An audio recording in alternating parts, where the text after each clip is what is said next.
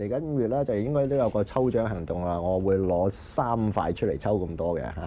好，各位朋友大家好，又係麥斯，咁啊歡迎翻到嚟呢個浪漫堂滑板工坊。咁啊買咗呢隻板咧，幾乎上都一定係咁玩㗎。咁啊今日要講嘅就係咧呢個來自英國嘅 Heron Skateboard 嘅 Egg Deck 啊，哇！Heron Skateboard 喺1998年成立㗎啦，咁佢哋咧個總部咧就喺英國嘅，幾有趣啊！今日要講嘅 Egg-shaped Deck 咧，咁其實咧都唔係咩新嘢嚟㗎，喺呢個長板啊，又或者其他嗰啲型號 Andy Anderson 咧都有一塊係 Egg-shaped Deck 嘅。但係呢2-3年咧，呢個 Heron Skateboard 嘅 Egg-shaped Deck 咧就賣得非常之好喎，即係到底佢哋呢種蛋型嘅板咧，到底有幾好踩？即係搞到好多人都即係放棄咗呢個 Popsicle，而到去轉投呢個Egg Deck 嘅懷抱咧。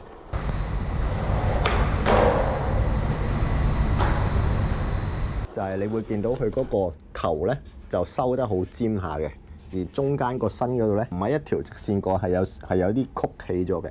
踩呢個 trick deck 咧，我都有時咧都好中意攞佢嚟噴板嘅。kick tail 窄咗，你個腳咪好容易飛出個邊嘅咯。即係呢啲都係呢啲適應問題嚟嘅，即係中間闊頭尾窄咧，其實就令佢嗰塊板成個重量分佈咧就集中咗喺中間嘅。一般嘅板佢嗰個重心都係喺中間，但係佢個 weight distribution 咧其實咧係會分得散啲嘅。咁但係啦 Egg-shaped 嘅 deck 咧，佢嘅 weight distribution 咧就會多咗喺中間啦。對於啲咩 tricks 係會比較好咧，就係你嘅 horizontal flip tricks 啊，咩 shuffle 啊、pop shuffle 啊嗰啲咧係特別容易做嘅。即係雖然佢睇落去好似好 bulky 咁，但係咧其實佢好靈活嘅。港產片嘅明星嚟講就係佢會好似洪金寶咁嘛，即係一個好靈活嘅肥仔。咁佢一般嘅 wheelbase 係14又1/4啦，即係同一般嗰啲唔相差太遠啦。咁但係由於佢個 weight distribution 唔同咗咧，咁所以當你 pop 板嘅時候咧，由於呢個板尾咧其實相對地尖啲咧，你 pop 板個力咧就非常之集中嘅。咁頭 kick 咧係會比較輕啦，咁啊大部分嘅重量就會喺個板身中間啦。咁所以當你 pop 板嘅時候咧，咁你個 leverage 咧其實係會快啲嘅，即係佢係會 pop 得快過一個 Popsicle 嘅 deck 嘅。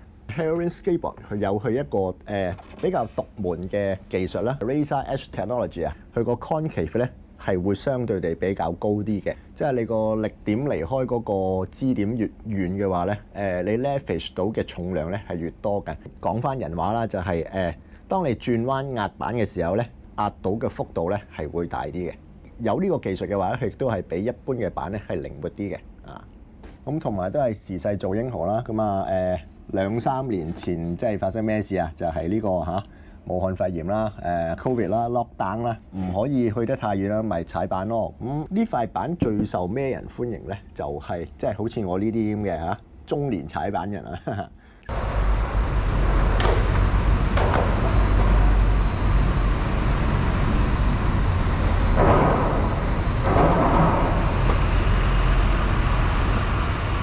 膝頭唔得啊，肌肉唔得啊，有個大肚腩啊，關節唔得啊，各式各樣啦。即係 Heron Skateboard 最起朵嘅咧，就係佢嗰個 Crab Killer。Crab Killer 顧名思義咧，佢係 for 你玩 crab tricks 嘅。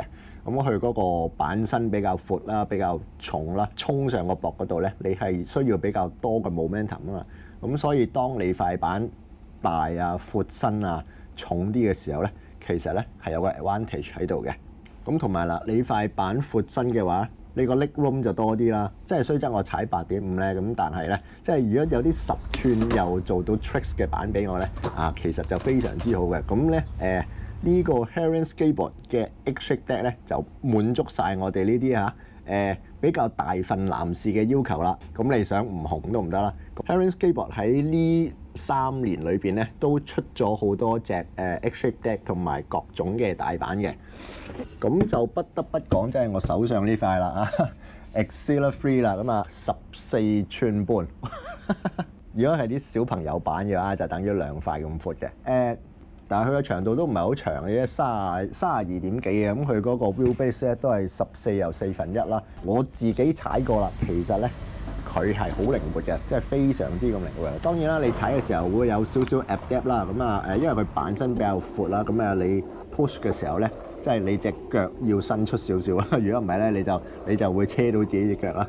Otherwise 咧，佢係同其他一般嘅 trick decks 咧係冇乜分別嘅。係啊，係重少少啊，咁但係咧佢 pop 咧係 pop 到嘅。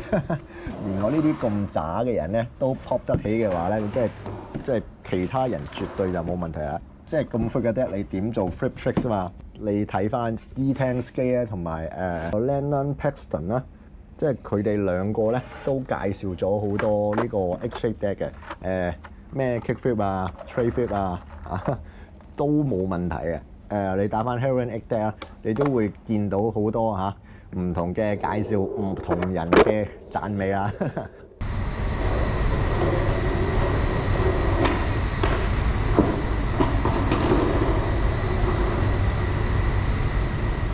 X-Shape deck 有佢自己獨特嘅 trick 啊，簡單到咧連我都做得到嘅就係呢個egg roll 啊，即係咁闊嘅 X-Shape deck 咧先做得到嘅特有嘅一個 skateboard trick 啊。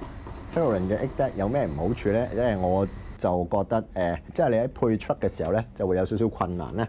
呢塊咧我係買錯咗嘅，佢個闊度係8.75啦。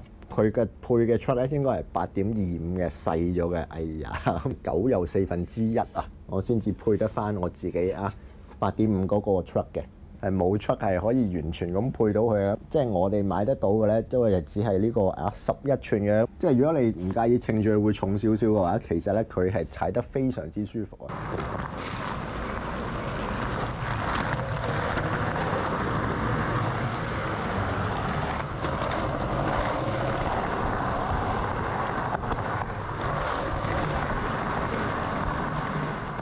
即係如果你上翻即係老大哥 Santa Cruz 個官網啦，你會見到，即係佢呢個10年如一日嘅老大哥咧，終於都頂唔住，佢都要推出呢個 X-Shape deck 啦。咁對上一次我記得有新嘢應該係BX deck 啦。即係所以我成日都相信咧，即係市場嘅力量係一個即係最好嘅推動啦。即係呢個 Heroin Skateboard 嘅 X-Shape deck 咧，即係越嚟越多人踩過之後，即係覺得佢好玩啦。咁所以咧，佢哋都轉投呢個 X-Shape deck 嘅懷抱啦。即係踩板始終都係一個好講創新嘅活動啦。你做 trick 又好啦，呢啲 technology 嘅 innovation 又好啊，你嗰個deck 嘅 innovation 又好啊，即係最緊要係好玩同埋好玩啊！啲人覺得好玩值得買嘅，就自然會揞錢俾你買噶啦。